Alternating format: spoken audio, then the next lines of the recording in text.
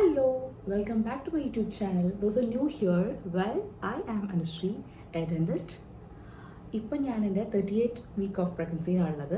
So ഇനി യൂട്യൂബിൽ comments വന്നിട്ടുണ്ടായിരുന്നു പ്രഗ്നൻസി ടൈമിൽ തന്നെ ഉണ്ടാവുന്ന അസിഡിറ്റി ആൻഡ് UTIനെ പറ്റിയിട്ട് ഒരു വീഡിയോ ചെയ്യാൻ. So I thought of I can take a video. ഈ ടോപ്പിക്കിനെ പറ്റി പറയാൻ ഞാൻ ഭയങ്കര സംഭവമൊന്നുമല്ല, ബട്ട് എൻ്റെ ഒരു എക്സ്പീരിയൻസ് വെച്ചിട്ട് I thought of I can take a video എന്നിട്ട് നിങ്ങളോട് ഷെയർ ചെയ്യാമെന്ന് വിചാരിച്ചു. So once again welcome back to my YouTube channel stories by that girl. Very sorry, അപ്പോഴേക്കും ലൈറ്റിങ്ങിൻ്റെ കാര്യത്തിന് ഒരു തീരുമാനമായി. ഇവിടെ മഴ പെയ്തുകൊണ്ടിരിക്കുകയാണ്. സോ എനിവേ, ഞാൻ ഈ വീഡിയോ 2 പാർട്ടായിട്ട് ചെയ്യാമെന്ന് വിചാരിച്ചു. പാർട്ട് 1 നമുക്ക് അസിഡിറ്റി ബ്ലോട്ടിങ്ങിനെ പറ്റിയിട്ടൊക്കെ സംസാരിക്കാം, ആൻഡ് പാർട്ട് 2 നമുക്ക് UTIനെ പറ്റി സംസാരിക്കാം, which is happening in pregnancy. And I don't want to do a very long video. എനിക്കത് കണ്ടിന്യൂസ് വീഡിയോ ചെയ്യാനുള്ള ഒരു റിസ്ക് ഉണ്ട് എനിക്ക്. ഐ മീൻ ബ്രീത്തിങ് പ്രോബ്ലം ഉണ്ട്. You know that this is my third trimester.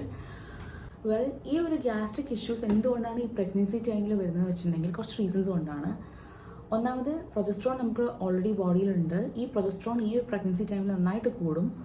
So ഇത് നമ്മളുടെ മസിൽസിനൊക്കെ ഒന്ന് relax ചെയ്തിട്ട് നമ്മളുടെ ഡൈജഷൻ തന്നെ കംപ്ലീറ്റ് സ്ലോ ഡൗൺ ചെയ്യും. That's a first reason. So the second reason is നമ്മളുടെ യൂട്രസ് ഈ ടൈമിൽ വലുതായിക്കൊണ്ടിരിക്കുകയാണ്. So they will put pressure on the stomach and the intestine. അപ്പോൾ നമുക്ക് ഈ ബ്ലോട്ടിങ് ആൻഡ് ഈ ഒരു അസിഡിറ്റി ഒക്കെ ഉണ്ടാവാൻ ചാൻസ് ഉണ്ട്. And the third reason is ഈ ഒരു ടൈമിൽ കാൽസ്യം അയേൺ സപ്ലിമെൻറ്റ്സ് എടുക്കേണ്ടത് വളരെ ഇമ്പോർട്ടൻ്റ് ആയ കാര്യമാണ്. ബട്ട് ഇതിനും ഒരു ബാഡ് സൈഡ് ഉണ്ട്.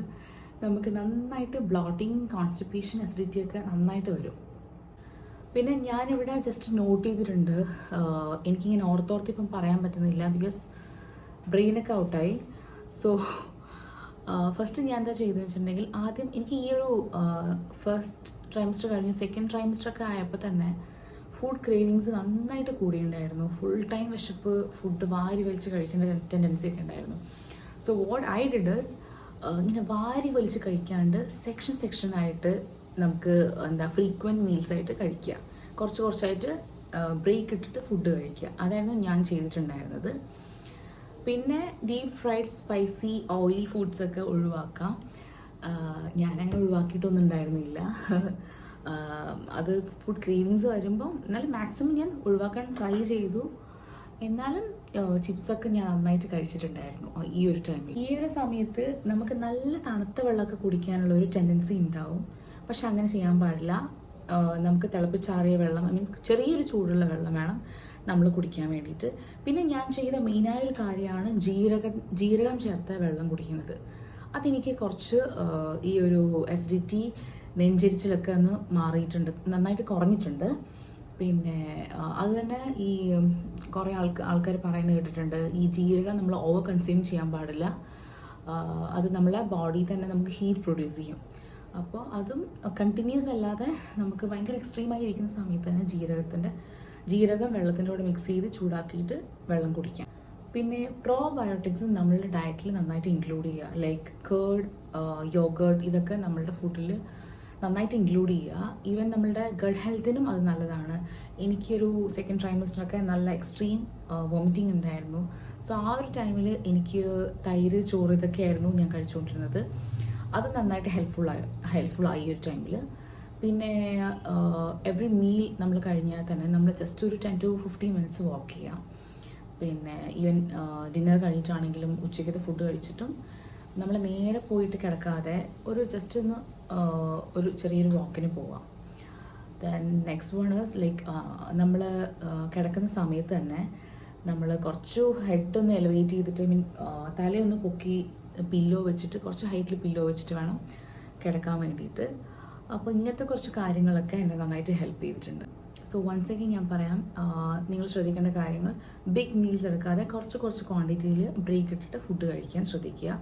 Then avoid spicy fried items, അങ്ങനത്തെ കുറേ ഫുഡ് ഐറ്റംസ്. ദെൻ തണുത്ത വെള്ളത്തിന് പകരം തിളപ്പിച്ചിട്ടുള്ള ചൂടാക്കിയ വെള്ളം കുടിക്കാൻ ശ്രമിക്കുക.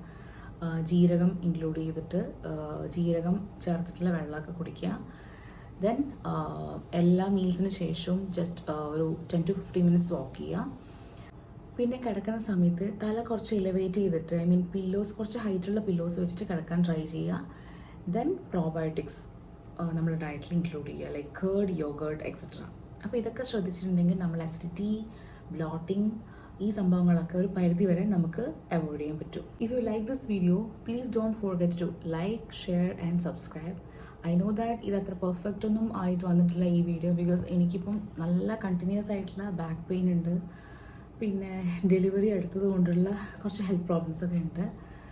സോ അടുത്ത video next urinary tract infection, UTIനെ പറ്റി സംസാരിക്കാം. Okay, by.